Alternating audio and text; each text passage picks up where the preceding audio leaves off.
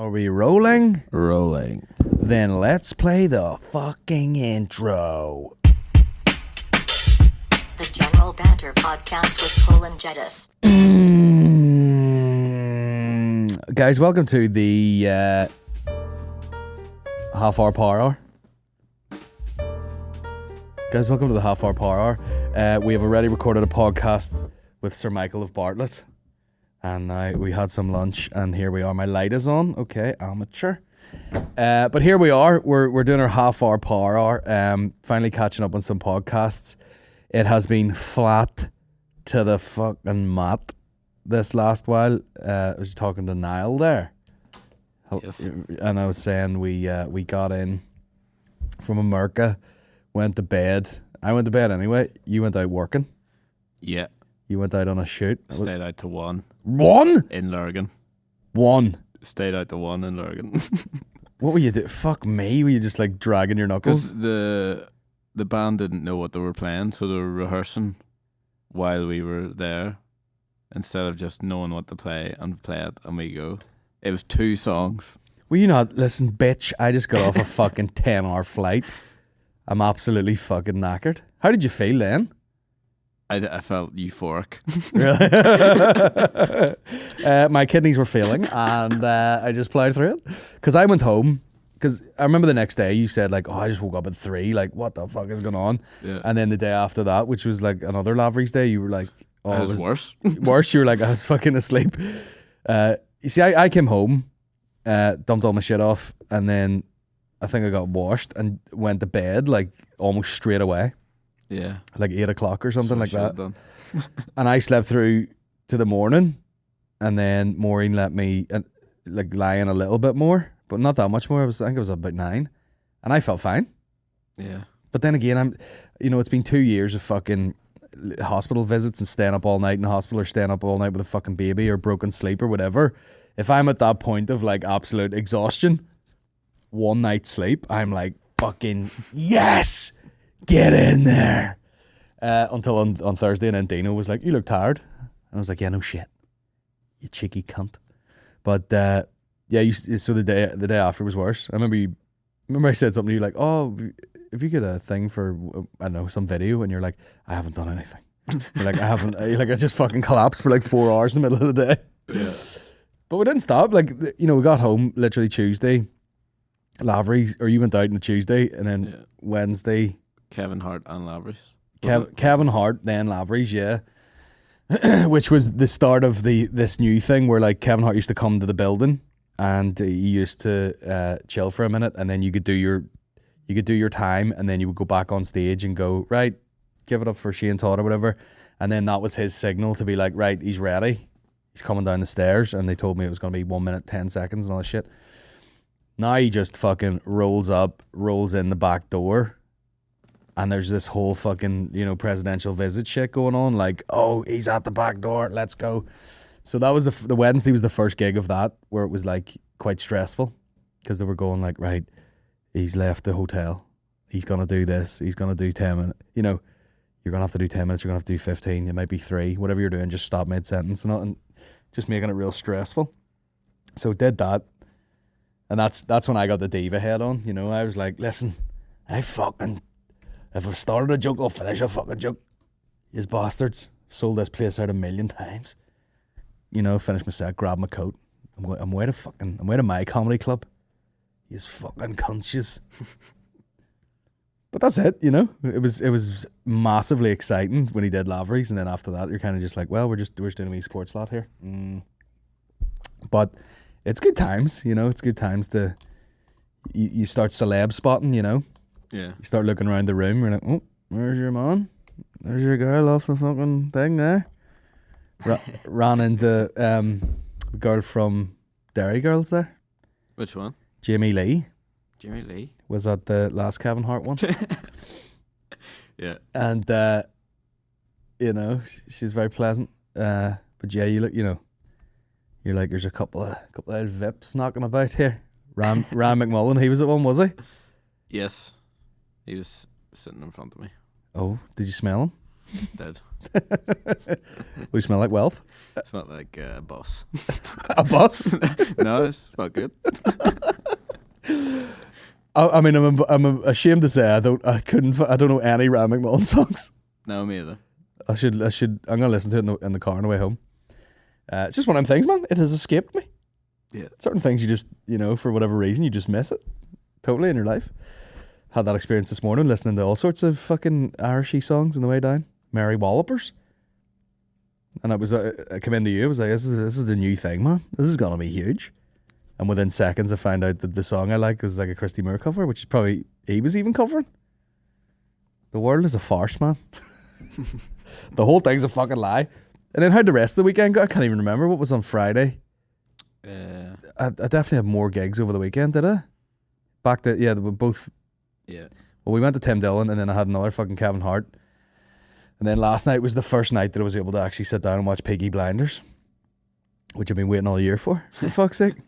Tim Dillon, some pup though, isn't he? Class. Jesus Christ. We had tickets for, I don't know when the first gig was supposed to be, maybe like January or something. And then it got moved, and then we eventually went down there on the 2nd of April. But it was nice to get a wee road trip down. It was fun. It's class. It wasn't really like a big piss up, good. but it was fun, Go down there. Shout out to Brayburn Coffee. At that fucking people were like, how was your whole trip? And you're like, sit down to tell you about this coffee machine. That's where it's going. I know. The fully automated barista station. Felt like I was established again. I know. It was like fucking it was like, except there's no one there like writing poetry at the window. I love when you see a guy in a real hipster spot, and he's dressed like he's a pimp from the 70s, flared trousers and real bohemian look to him, and he's sitting writing in a notebook, and you're going, what the fuck are you even writing? I know. Like, I have an excuse to be writing in a notebook, but I don't need to be so wanky about it. Yeah. Did we see a guy in Galway doing that as well? Oh yeah, the fucking that wizard. Yeah, the wizard. You looked over and you're like, he's got fucking, what do you have, like hieroglyphics or something in his fucking arm? Every symbol going. You looked it up and it was like anime or something? Was it? You looked at it was like some sort of anime logo? Was it like a triangle with 5 eyes on it? Illuminati. Definitely. He's a pagan. Times 5. I wonder, could I just go on? I'll leave it. Pyramid with 5 eyes. I know. I really wanted Gordo to see him. I know. Oh, for fuck's sake, man. Fucking get him. Naruto. Yeah. I'm fucking telling you, man. He's fucking alien. Hold on a second. We'll come back to Tim Dillon. Remember me. We're gonna have to watch in real time. I don't even know if we can show it or not. Are we gonna get ripped off? Let me see. Jimmy. I looked it up 2 seconds ago. Jimmy Savile. Speaking of a triangle with 5 eyes and the Illuminati and whatnot, there's going to be a Netflix documentary about Jimmy Savile, who, for whatever reason, I'm absolutely can't get enough of this sort of world.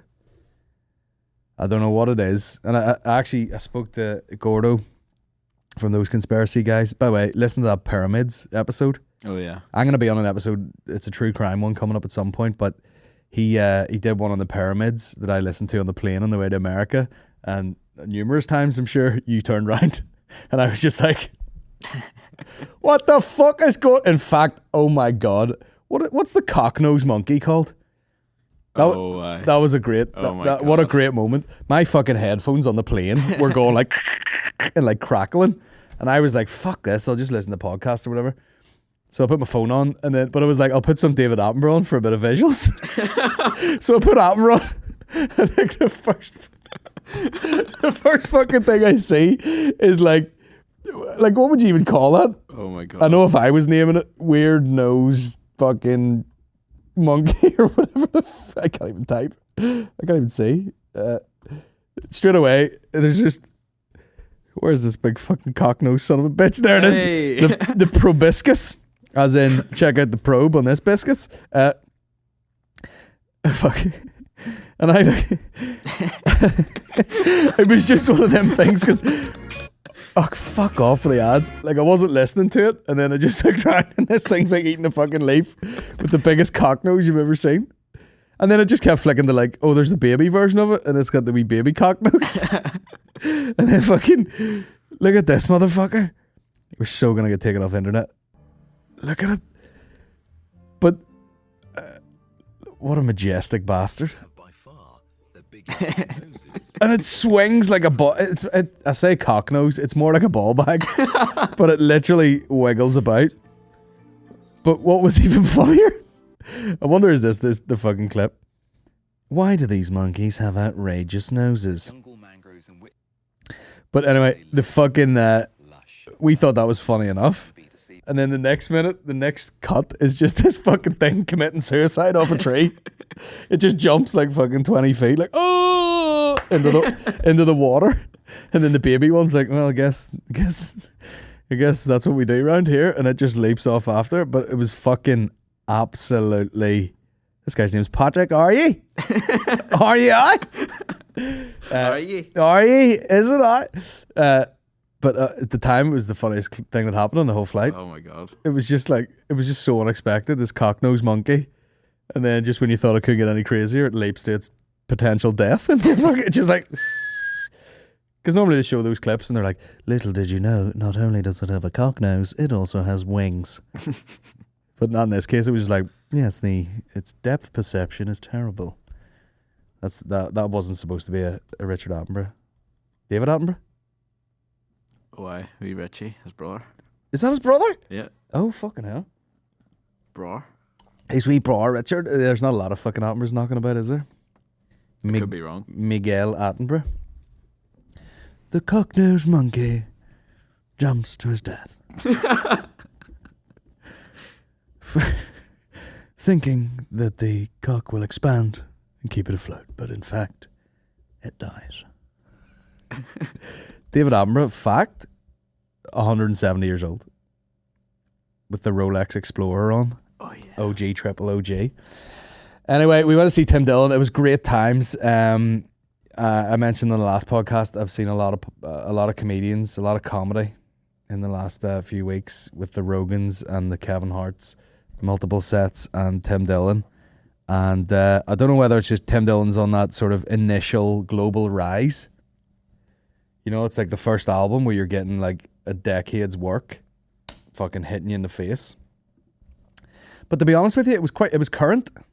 A lot of it. Yeah. You know, it was very, very current. So it's not really like a bunch of old bits that he has been doing for years. It was just it was pure fire. Like, and when you do comedy, you know, you're not necessarily sitting there pissing yourself most of the time. You know? But it was me just kind of sitting there going like, wow. Wow. Very good. Just everyone's fucking falling off chairs left, right and centre, and fair play. Well played, sir. You did well. But it was absolutely fucking blistering. And we came out of there and you know, just a little fanboy moment where he reshared my story. Is that a big deal? I think so. The only one he reshared. To do one, I feel is Gangsta. kind of gangster. And why that one?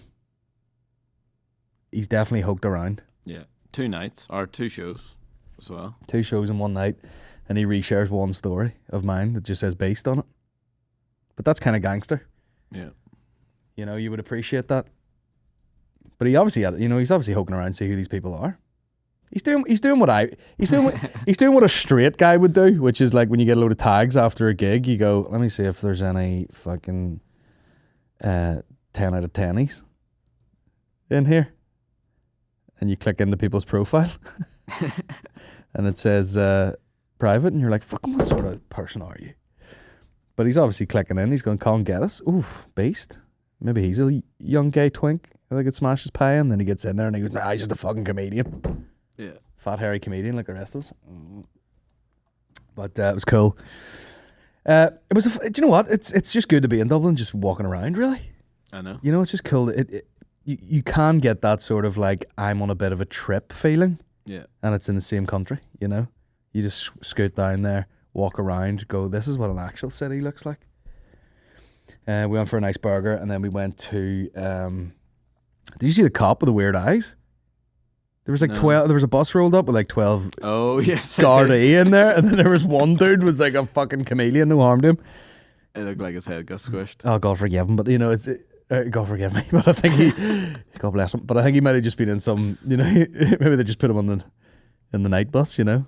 Yeah. You can call me us, mate. He's like, I had a terrible accident back in, you know, he just had one crazy eyeball. Can that happen? Can you get hit in the face with something and it's just like wonky? It happened on the plane. You know, that woman, that one. I got on the plane, right? And first of all, I'm walking along, I'm like looking up. And I'm looking for the space for the bag, and I accidentally stand on this girl's foot. This girl, she's about 70, but she was like, you know, you get like tall Europeans, like they're an elderly couple, but they're both like 6'2". Yeah. And I accidentally kicked their foot a wee bit because she's sitting, you know, she's tall drink of water, leg was hanging out in the aisle, and I stood on it a wee bit, and I went, "Oh, I'm sorry." And then when I looked around, she was like. She's like one of those so harsh. She's like one of those fucking what are they called? Whitakers? The Whitakers? The Whitakers. Like she had the fucking just absolute crazy eye. And I went sorry, and she didn't respond to me, so she just was like and I was like, oh God. Is she got the learning diffs? And then I'm sitting on the plane, and the fucking, you know, obviously you got the touch screen in front of you, and she's hitting it, and it's like moving my seat. And I'm like, you don't understand the concept of touch screen at all, do you? It's not hit screen, you silly. What a shit joke. But every time after that, I was like, I can't turn around and be like, can you fucking hold off on the punch in the screen? She's just there like, can't you know? No depth perception. No depth, but can't even, no sensitivity, just full dyspraxia. She's like, I can't see the screen even. She's playing Angry Birds based on the sign. I don't know. It's just like, she was fat. Was she okay? I have no idea. But they had 3 seats between the two of them, and the husband left a gap in the middle. Like, I'm not fucking speaking to her the rest of that flight. You fucking joking me? What were they doing in Austin? I know. That's what I'd like to know. As we go to, like, you know, we had our fun, but like these elderly Germans are like, oh, yeah, as we go to Austin to have it's the barbecue and go drinking on the dirty 6. Smoke weed every day. Fuck that. But Dublin was nice. I will say that. And then you took us to Bose. Bose. The Some stout. some stout, but it was like a fucking. I mean, it was like the stuff of dreams. That pub. Yeah, it's great. Honestly, it was like if it was in a movie, you'd be like, this is exaggerated. And I know, like, anyone who has lived in Dublin for a while is probably like, oh, Bose, the fucking, you know, the crown bar of, you know, every cunt goes to it, for fuck's sake. But, you know, you've obviously got that Temple Bar side, Yeah. and it's pumping a bit too much. Like, I feel like if I lived in Dublin, you would just never be in Temple Bar, ever. Because it was absolutely pumping and fucking, you know, Hindus falling sideways on the cobbles and everything. But then you cross that road over into like a very quiet street, and if it was in a movie, you'd be going, this is too much. Quiet street, nothing happening. Walk up to the door, still can't really hear anything, and then you open the door and it's like, and everyone's fucking jumping about, and the dude behind the bar is like, can hold 2 pints like that, you know, like just in each hand, and the thing's like double barreled on the pints. He's like, grrr, just setting like 12 pints on the go, and they're just getting fucked out all over the place. You're like, this is fucking wild. Yeah. It's crazy, like. And then just as we opened the door, this guy came out and he's like, woo. And I went, is that a good woo or a bad woo? And he's like, oh, it's a good woo. I have to fucking go home. I'm terrible at Dublin accents, but yeah, that guy was just furious that he had to go home. His top had a pint on it. You see that? Yes. He had a sweatshirt with his wee heart with a pint on it. Yeah. But but yeah, that pub is fucking. That's one of those ones where you shut the door behind you and time doesn't even exist. Yeah. You know, you fucking stay in there 14 hours straight. It was great though. That had a great wee thing above the door. What did it say? It's one of these charming little Oh, yeah. Irish like fucking. It's like a paragraph. Yeah. I don't know. It said something like, you know, a place where men can enjoy themselves without excess. You know, Oh, yeah. basically just like come in and drink, because we like drinking, but don't make a cunt of yourself. But then I went to the toilets, which were very cramped, and I took a piss, and a very tall European guy came in beside me. And did you go to the toilet in there? No. You couldn't have swung a fucking cock in it. Like, it was so tight. And I fucking did my piss, zipped up, and I turned around. I turned the other way. I'm not going to turn into the fella pissing beside me because he's about 6'8" and his cock was here. So I zip up and I turn the other way to go to the sink, which is directly behind him. And there's only like this much of a space. And I fucking turn around to the sink and turn the sink on, and he like farts on my back. And which is kind of fun, like, but I'm basically, there's a sink and then me facing the sink and then me and him back to back, and he's pissing against the wall essentially. And that's all the room there is. There's room for 2 people in a sink. And I turn around, he's just like, and of course, because he's like fucking, you know, probably Dutch or something, just it's no crack to them whatsoever. I feel like if a guy was from here, I'd be like, just be like, oh, sorry, bro, I was farting on your back. Sure, when in Rome. And but this guy was just like, it is simply bodily function. If you happen to be stuck behind my back when I guff on your back, it is up to you.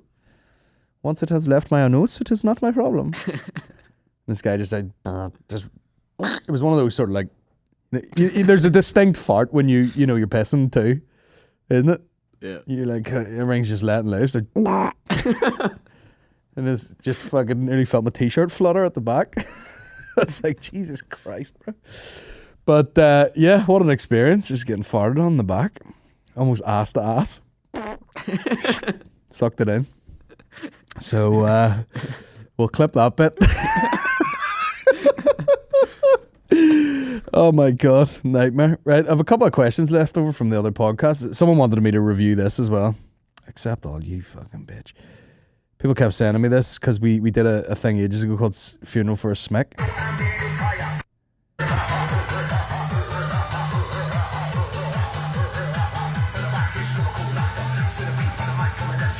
And you've got footage from a funeral here where they're carrying the coffin and they're blasting some dance.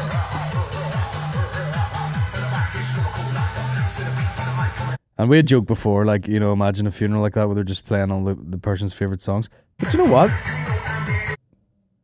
What are you gonna do? Be sad? Play the tunes you want played.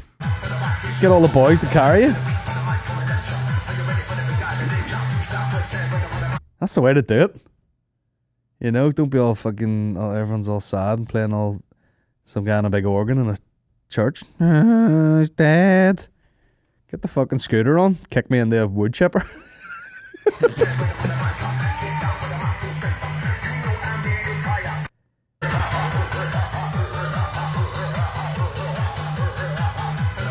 I mean, it is an odd choice of music, you know, but like, fucking fair play. Fair play to you, lads. God rest him. Did we watch Savile yet? No. I went off on one. We'll go Savile and then we'll go questions. But yeah, as Gordo said to me one time, he goes, this is an absolute tangent. I feel like Billy Connolly here. Went off on a tangent 3 hours ago. Gordo said to me, he goes, you're going in at the top level. He goes, you're getting into conspiracies and you're skipping years of sort of random stuff. Yeah. And you're just jumping in right at the top end. The top end that's going to get you kicked off YouTube and shot dead. Right. You know? Now, this is Netflix footage, so we probably can't even show this, but we'll listen to the audio. I'll narrate it. Big question I get asked is, when did it all start? And why? He might have, like, it was so out in the open, almost the shit that he said. Like, he could have fucking, he could have been like, up next on Top of the Pops, you know, he's 17. I'm a paedophile.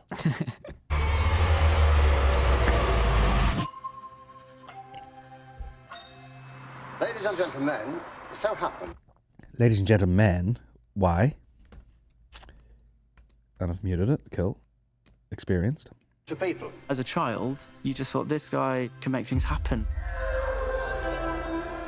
He knew everybody. Well, I thank you for everything you do, for every good cause.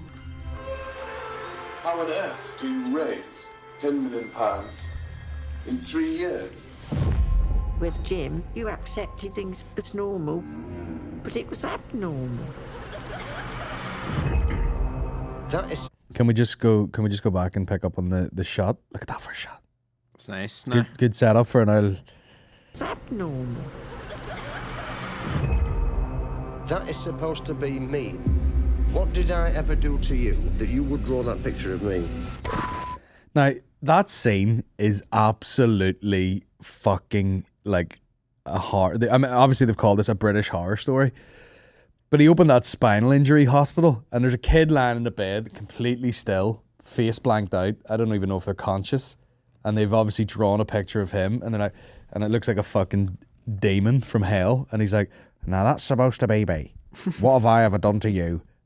Do you think I look like that or something? And you're going, would it be a sexual assault in the middle of the night on a paralyzed person? Oh, you would love to just be, and I've said this before, I feel like Joe Rogan is a bit like this, where he has got himself into a position where he's absolute fuck you money and has an army of people behind him and is also like quite a righteous person. You know, like the type of person that can fucking walk up on like Carlos Mencia or something, who's like a big comedian at the time, and be like, this motherfucker's stealing jokes and he's got a very successful career and he's stealing stuff off my friend. You know, having the bravery to do it for real instead of like chatting in the background. You'd have loved someone like that at the time. I know there was a few people who were like, oh yeah, he's a fucking pedo. But like to really do it. Yeah. You know, I know, was it like Johnny Rotten did it a wee bit? Oh yeah. He had a bit to say, like, but yeah, the terrifying bit is that so many people knew about it and they just kind of fucking let it slide. And because he's kind of doing good as well, you know, he's paying for these hospitals and all. But like, why would a child be drawing him like a Motorhead t-shirt? Do you know what I mean? Look at that shit there, like a fucking Motorhead. What have I done to you? Was it leap through window and tongue your in mouth when you were fucking paralyzed? He's got different colored eyes and everything. Petrifying. And then he would regularly wear rings with like the eyes and stuff in it, and they were like taken, like glass eyes taken out of fucking dead bodies in a morgue and everything. Bro, what did your mother do to you? Mentalist. That you would draw that picture of me. That shot's great. He's very intuitive. You do a terrific job, Jimmy. No, that's all front. That's all lies. He was making the screen in front of him. It's like you couldn't see through it. He knew fame and power gave him every door. I am a voluntary helper. Sometimes, when nobody's looking, I help the lasses. It turns... Excuse me, bro? When nobody's looking, I help the lasses. Absolute. Put a bullet in his mouth. Not everywhere he'd been, there'd been abuse. There's another seat that can catch me out, ladies and gentlemen. But they can't really catch me out. I've got eyes all over the head, you see. Picture that emerged. People who were in a state of paralysis. Jimmy Savile has been knighted by the Queen. Thank you for being with us today. Thanks very much, Jim. The allegations are shocking the entire country. The nation created Jimmy Savile. I'm not in your world. I'm not constrained by anything. Let me tell you, you really are missing something. In fact, you're missing everything.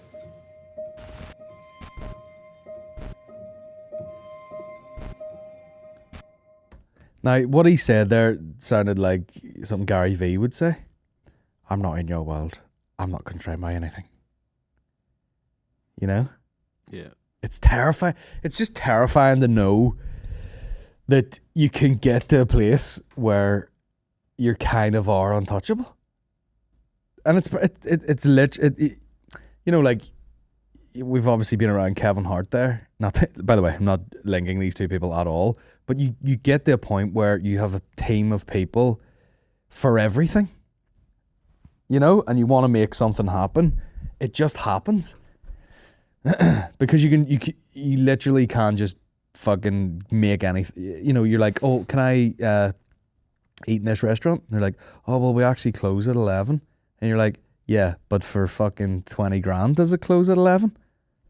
And they're like, oh, I'm sure we can stay up a wee bit. Oh, it's like, and that's just at the very low end of it. Like when you get up to that sort of shit, and it's just like you're fucking bribing people and threatening people and getting stuff over them, and like fucking, it's absolutely fucking terrifying. And he's fingering girls live on TV. Excuse me? 6th of April. That's tomorrow. Oh shit. Lavery's Comedy Club is cancelled. It's cancelled. It will have been out by the time this podcast's out. We'll do a follow-up. We'll do a breakdown of the whole documentary. Or maybe it's a series. Who the fuck knows? Anyway, we'll hit some questions. That's not fucking... Man. The dude is creepy as all fuck. Epstein seems like a goddamn amateur compared to that cunt. Doesn't he? Unbelievable. How long have we talked for here? 30 minutes. 30 minutes. Class the half-hour power. Well underway. We'll rattle some questions out. Worst experience you've had on a flight? Fucking the Whites of Whitaker. Whitaker. What are they called? The Whitakers of... Where the fuck are they from? Who the fuck knows? I don't know. But that was pretty bad. Worst experience on a flight?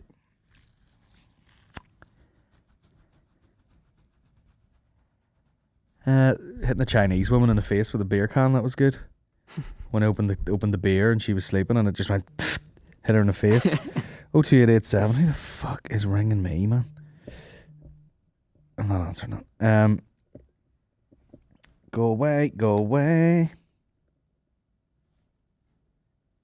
Bad flight. I think I had one flight that was internal or in like Thailand or something, and I had the tail end of basically like the shits. And I don't even know if I shot on... I think I did. I shit on the plane once, but I shit on the airport about fucking 6 times, and then once on the plane, and then several times when I got off. So I think it was just a very tense flight of going like... It's a short flight, but I was just going like, oh my God, my ass. My ass is danger right now. Is the Telegraph building seated or standing? It is seated, my guys. No one's going to expect you to stand there for fucking 3 hours in the goddamn Telegraph building. It is seated. And I know that because I got a breakdown of the pricing, and I don't know if it would be cheaper for me to rent them or go buy new ones at this point, to be honest with you. Hi, tickets for live podcast. I'll be over in Edinburgh. Can't bloody wait. We'll probably get wrote off afterwards and be looking a fry in the morning. Shout outs for the best Ulster fry in Belfast. Goddamn. I don't know. It depends what people are looking. Are they looking like a fancy, like a general merchants type thing? They'll do a fry. Yeah. And it's probably fucking 10 out of 10. But then also you could go to fucking... Maggie Mays. Yes. Go to Maggie Mays. Not even the one in Botanic. What's the other one? The one up the side of like... There's Stranmillis. There's fucking 10 Maggie. By the way, speaking of Gordo, I was trying to meet Gordo from those conspiracy guys. And he's like, I'll meet you in Maggie Mays. And I'm standing in Botanic going, are you at the right... Where are you? And then I looked it up and there's about 6 Maggie Mays. I know. They're all over the fucking gaff. So, I would go to one of the other ones. Maggie Mays is good. West, is that what it's called? That cafe? West is pretty good. Blinkers, I've never been in there, but people always talk about that. Yeah. That's an old school establishment. I haven't been there. We should go someday as a vlog. Yeah. Go back in time. Go back in time. Well, God damn. Yeah, see, to be honest, anywhere that looks shit probably does a good fry. Question for your good self. As the husband of a wife who lost her hair due to a medical condition, also NI's premier stand-up, fuck yeah. You're uniquely placed to weigh in on the Will Smith, Chris Rock Oscars dust-up. Is a shit joke about someone's hair or lack thereof a good enough reason to give the joke teller a smack? Love the show. Keep up the good work. Well, I dare say, you see, if you give alopecia, you just deal with the trauma of losing some hair. And she kind of looks like she has shaved her hair also. But yeah, it's very styled. Yeah. Also, losing your hair through chemotherapy is just a delicious little kick in the bollocks that you get alongside also a life-threatening, possibly, lethal disease. So it's like, hey, here's this thing that you've got that's very scary. We're going to give you some very scary drugs we're going to try and save you. You're going to be very sick and very worried for a prolonged amount of time. And you're like, oh my God, I'm trying to wrap my head around that. And then they just go, and your hair's going to fall out. So that's just an extra little cherry on the shit cake for my wife. But Jada Pinkett just seems like, I'm stressed out in my relationship because I want to fuck teenagers. And Will Smith is my husband over here dancing with Carlton. And I can't leave the cunt. And I'm stressed out and a bit of hair fell out. So it's kind of like, also, a shaved head isn't as, what is the word I'm looking for? There's a lot more black ladies with a shaved head than there are white ladies with a shaved head. Am I mental? True. I've definitely seen a lot more. It's not acceptable, but it's not unusual to see more black ladies with a shaved head. I've definitely seen more black ladies with shaved heads than white ladies with shaved heads. Now, if anything gets me cancelled, I hope that's not it, because I'm talking shit. But yeah, I definitely think, if I was sitting there and I was sitting with my wife and she's sitting with no hair after chemo and someone made a joke, I would definitely take issue. Probably. But then again, it depends who it was and if it was funny or not. If I find myself at the Oscars and someone makes a joke, we'll see. Well, Maureen's hair is fucking full length. Yeah, I don't know. But I think it was a big moment of weakness for Will Smith. It didn't look good at all. Even though he was kind of slagging his wife. But I think it's just like a lot of tension building up and him going, fuck you. My marriage is fine, when in actual fact it's like bothering him a lot. What would have been way more scary if he was that pissed off is you fucking corner someone after it and you go, you're funny, you cunt. Don't make any jokes now that we're fucking up close. Give him the old the old Tommy Shelby fucking death stare. I don't know. Fuck them both. I don't give a shit. But anyway, who tells the worst porkies on stage? A story that they pretend happened when you know it's greatly exaggerated or just lies. I mean, some of the funniest people I know, I have no doubt they take liberties with the truth. The Mickeys, the Patties, As most, anyway. As most comedians, anyway. Probably. I don't tend to do it that much because my memory is so shit that I would literally forget what lie I was telling. Like a lot of stories that I've done in stand-up, I've maybe lied a little bit at the end of a thing to get a callback or something, but a lot of the stories kind of are play by play, because if I went to tell the story again, it would be the same. Like I couldn't elaborate it that much because I would just forget where the lies started and ended. I don't know, but it's one of them things. If it's gonna get a laugh, who gives a flying fuck? Mickey did a story about it. He's like, "Oh, I'm fucking drinking shots with a fucking Sultan of Brunei or something." I was like, "What?" Here he's in Bahrain or something. Some mad story. I was like, "What the fuck?" Right, here we are. Real questions. Going to be in Vietnam for the first time in 3 weeks in May. Remind me what things to do. Well, it depends entirely where you're going, to be honest. You gotta just eat, just walk about. Just jump in, walk about, find, like Ho Chi Minh has areas where it's kind of like the backpacker district. Go down there. You're probably going to some fucking bar. People are playing pool. Be like, what's up, guys? No, where's good to fucking eat ass around here? I mean, it was hilarious. I think, like, going to some place in Vietnam, and our mate Sean was like, oh, this guy's from fucking, Antrim. And I was like, oh my God. Should have stayed at home. But yeah, just jump right in there. Don't be like, just eat the food, get the diarrhea. That's all I'm saying. Speak to people. See if you can find like a sort of backpackery area and chat to some people who've been there for a while. That's the way to do it. Or this day and age, which I did for Austin, was look up vlogs. And that helped me a lot with where to actually stay. You can't really, Austin's not that big. I realize now you can't really go wrong that badly. You know, you would always be fucking 10 minutes away in an Uber from anywhere. But there is a lot of vlogs. Help you. Let me see what other shit we got. Does wank frequency decrease in your 30s? What age are you? 28? 29. 29? Not at all. Not at all. It just, your window for opportunity decreases. You got to get real stealthy with it, you know? I'm just going to get my keys out of the car here. Squirt. I'm walking this bend to the end of the driveway. Squirt. Good at it. I saw Tim Dillon reposted your Instagram. Did you get chatting to him? No, I did not.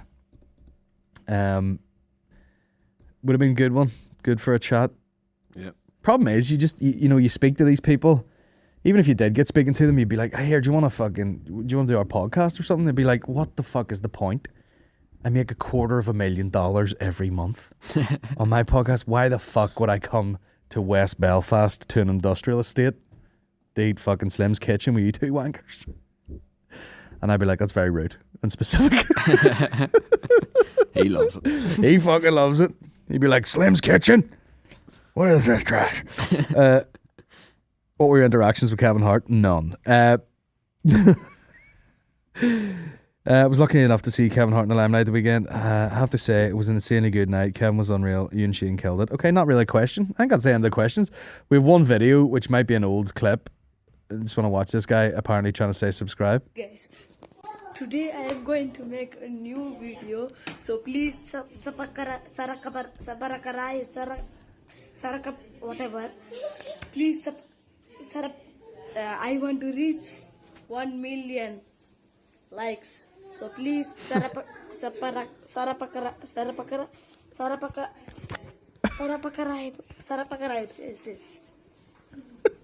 okay, thank you.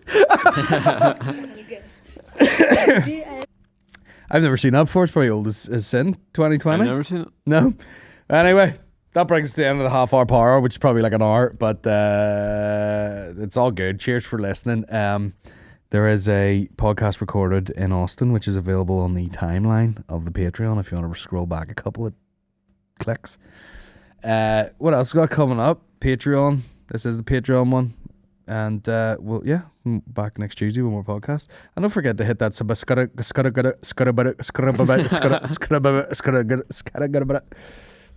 button.